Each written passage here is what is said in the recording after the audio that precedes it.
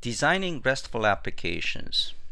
So basically, these are the things that are involved in designing JAX status application. First, you're going to come up with object models, and then you are going to design URIs. Every resource has to have a URI address, so you have to design how you're going to actually assign URIs to those resources.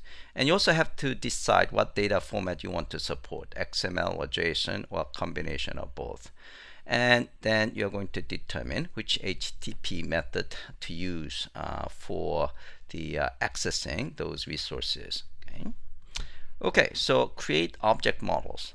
Basically, object models gets created from use cases.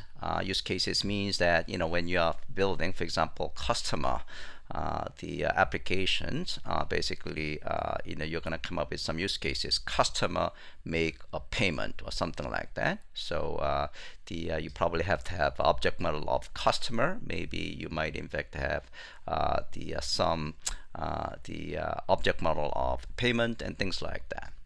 UML class diagram represent the classes and their relationship. So UML is being used in object-oriented programming developers to describe objects and their the classes and their relationships. And object models typically result in resources. Example object models include customer, order, line item, and product, and things like that. Use case scenarios. So these are examples of use case scenarios. Retrieve all customers. Create, read, update, and delete a customer. Retrieve all orders of a customer. Create, read, update, and delete an order of a particular customer. Compute average price of customer orders of a particular customer, and things like that. So from these use case scenarios, you certainly can come up with several the object models, a customer, order, and things like that. And then you have to design URIs. So basically define endpoints representing those resources. Those are URIs. So basically you can use the JPassion.com, that's basically host, and then customers, and then ID is supposed to be a variable, and orders and ID, and products and ID, and customers ID, orders, and average price. So URI in this case is that I like to compute average price of all orders of a particular customer. So designing URIs are reasonably straightforward. And then you have to decide what kind of data formats that you want to use. So typically we are going to support XML and JSON. JSON is more popular than XML these days. And then you have to determine which HTTP method that you want to use. So basically, you want to follow HTTP semantics, meaning you want to follow safety and idempotency requirement on HTTP method. As we talked about, safety means the method does not change the state of the resource. Idempotency means that the method can be called multiple times and always return the same result. So these are the HTTP semantics that are specified in HTTP specification, and not following these HTTP semantics result in clients who probably get confused on your services. So you want to actually follow these HTTP semantics.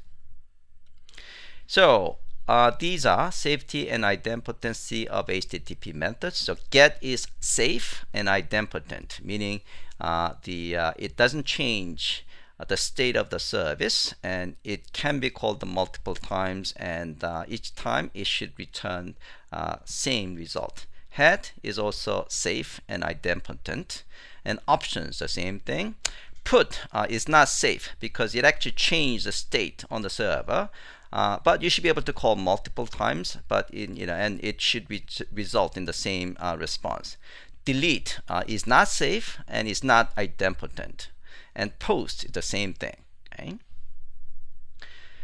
Now, if you actually follow, so I think, so this is CRUD operations. I mean, this is a slide we actually talked about. If you follow this convention, then you are basically following those HTTP semantics. Okay, so meaning if you want to create a brand new item, you're going to use a post and collection URI. If you want to read a single item, you're going to use a get and entry URI. If you want to read multiple items, you're going to use get and collection URI. And update, you're going to use either put or patch. and entry URI, and delete is using delete HTTP method and entry URI.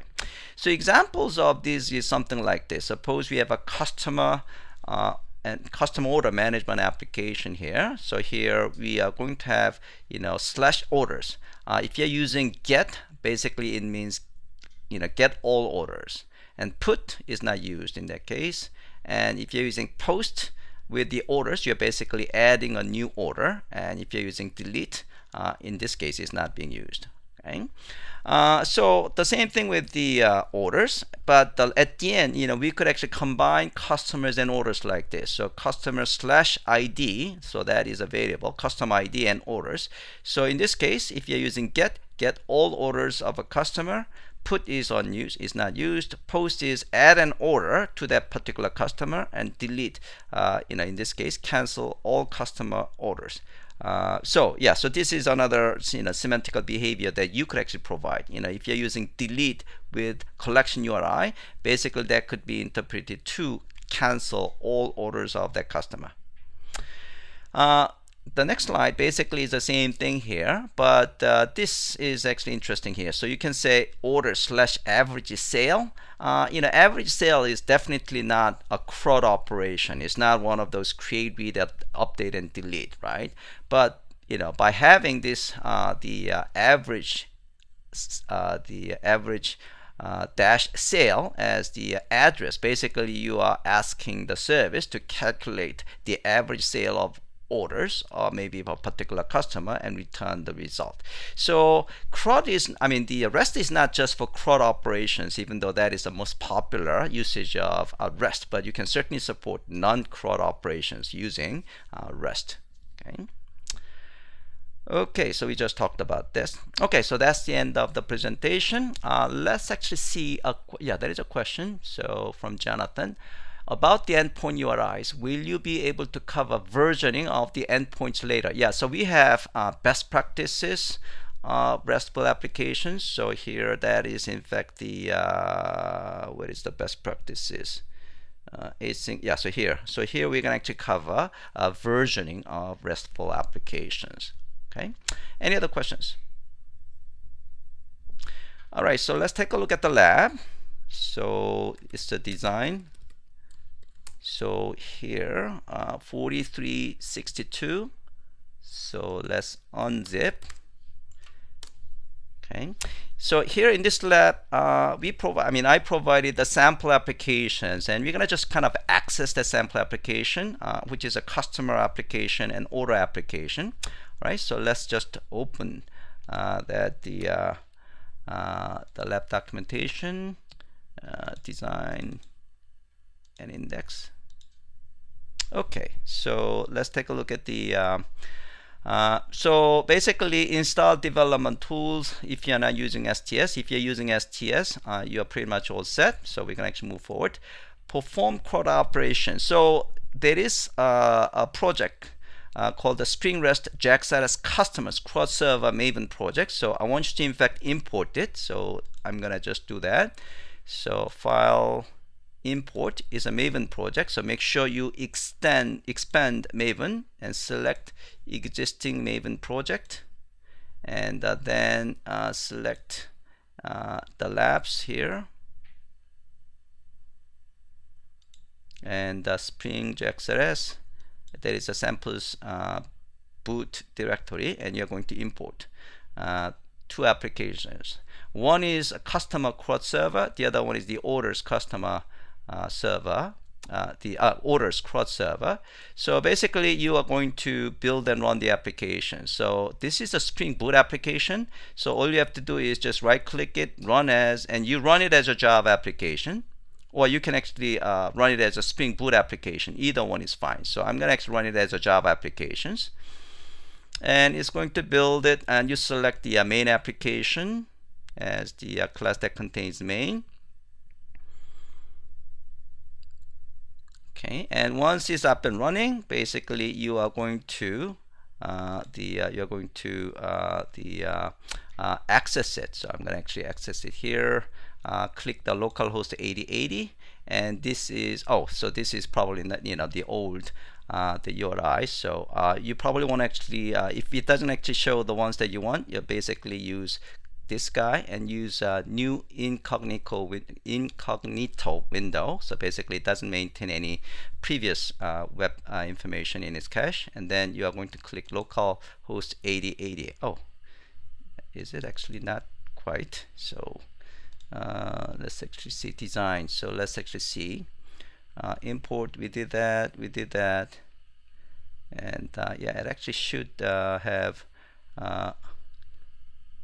it should have actually when you click the localhost 8080, it should actually resources customer. So let me actually click this guy.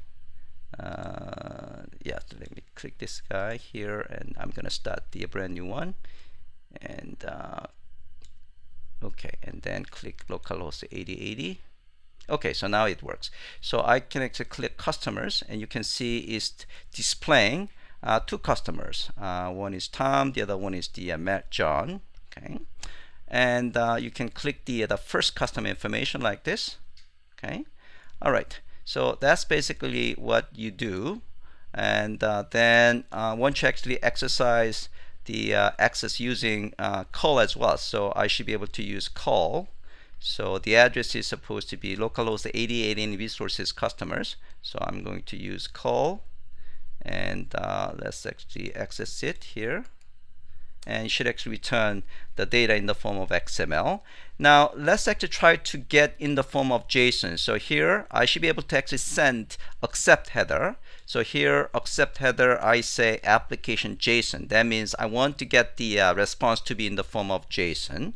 Okay, so again, I'm gonna just copy this guy. If you can just type it, okay, just to get the sense of how these things work. Okay, for the purpose of demo, I'm going to just copy it, and now you can see the response is in the form of JSON. Okay, yeah, so now we are going to actually get the first customer using call. Okay, so this one again should return in the form of XML, right, which is the data that we have received. And again, you can actually receive it in the form of JSON. So here you're going to use the call, the header with the accept header with the application JSON as we did, and again it should return the response in the form of JSON. Now in order to create a brand new customer, we are going to actually provide you could actually yeah, so you have to actually create the new customer data. So create test file 1 JSON file. Okay, so I'm going to create the test file 1 JSON. So you can use any ID of your choice, and I'm gonna just copy this contents, okay, and save the change. And then you are going to be able to use a post request. Okay, so and again, you know, the URI is in the form of the collection URI. So I'm going to use this command. All right, so here basically I specify the name of the JSON file I just created. Okay, and we specify content is in the form of JSON, meaning the data I'm sending to the server is in the form of JSON. Okay, all right, so it should actually return 201 created if it worked fine. So again, that is exactly what I received. And location field supposed to provide the URI of the newly created item. So I should be able to actually access the newly created item using call command, for example, call, and then yeah, it received the data in the form of XML. Now if I want to receive in the form of JSON, call again -h, and you specify accept header, and it's going to be application JSON, and the data is going to be HTTP localhost 8080 and resources and customers, and it should actually return the data in the form of JSON. If I want to actually receive the the customer 3, then I should be able to do customer /3. Okay, and I receive the data that the new user that I just created. Okay. All right, so that's basically what I did, and update a customer. So I could create the test file to JSON, and I'm basically updating the first user because I specify ID 1. Okay, so I'm changing the name of the first person with Sang. Okay, so you can actually again create the test file to the JSON file, and this time you're going to use a put command. Okay, and you specify the third. Oh, you're actually changing the third customer. Okay, so when you do this, the third customer will be changed, and you can actually verify the result. Okay, and you can see it should actually return first name Sang, and then you can delete a customer, and you can also get the number of customers. So I should be able to get, at this time it should be 3, right? Because I have not deleted. So here, yeah, it returned 3, and in this case, since we deleted the customer, it should actually return 2. Okay?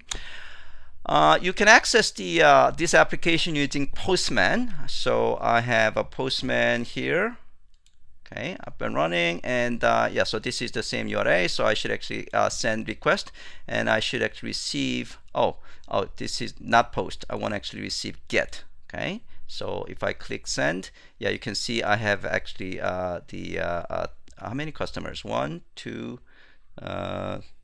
Why is actually having 1, 2, 3, 4? Oh, okay, that's interesting. I expect the customers. Let me just actually try to customers 80 resources customers. So localhost 80 resources customers. I expect 3 customers. So 1, 2, 3. Oh, okay. So that might be actually the data from the previous operation. So it received the 3 customers as I expect. Okay, so that worked fine. And you can certainly actually try to post, put, and this kind of things later on. In fact, we have yeah.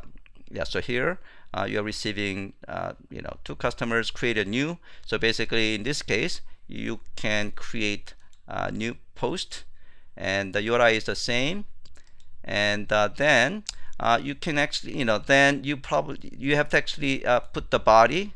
So here in the body, the post, and the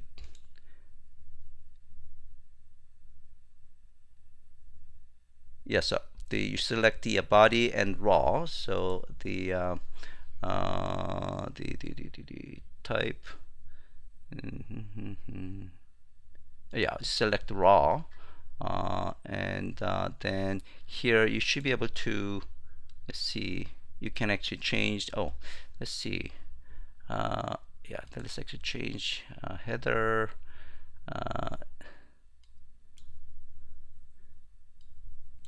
So when you do post, you are going to actually add the body part. So post, and the body. This is response.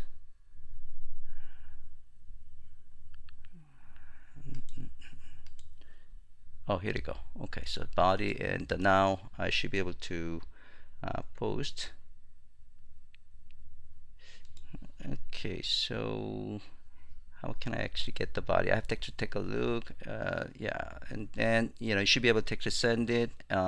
You can specify the content type JSON. Oh, maybe I should actually select the content type there, and then send. Then you should actually return tool1 created. Okay. All right. So this is basically an exercise I want you to do. I have to actually figure out.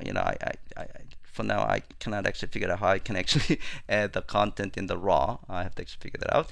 So do this exercise, and then I want you to actually do the same thing for orders. So we have another application that is available in orders.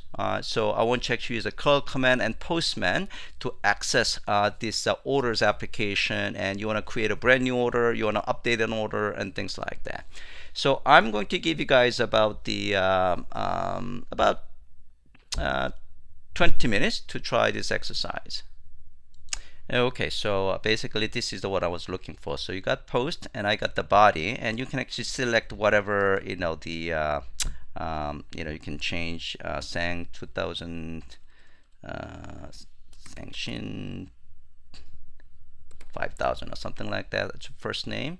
And headers, I specify I want to receive the response in the form of JSON, and content type is supposed to be basically, because I added in the form of JSON, I want to actually send content type as well. So now when I click send, okay, I got the 201 created. Okay, so if I want to get get all customers, now should actually see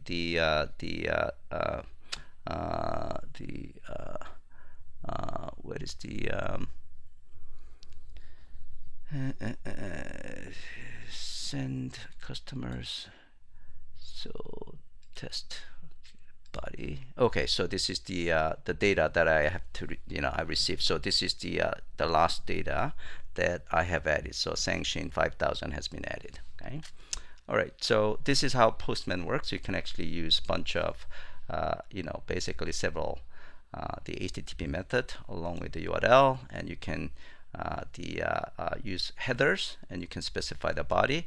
Later on, we're going to actually do, when you do security, we're going to actually play around the basic authentication and things like that. The no authentication, basic authentication, and things like that.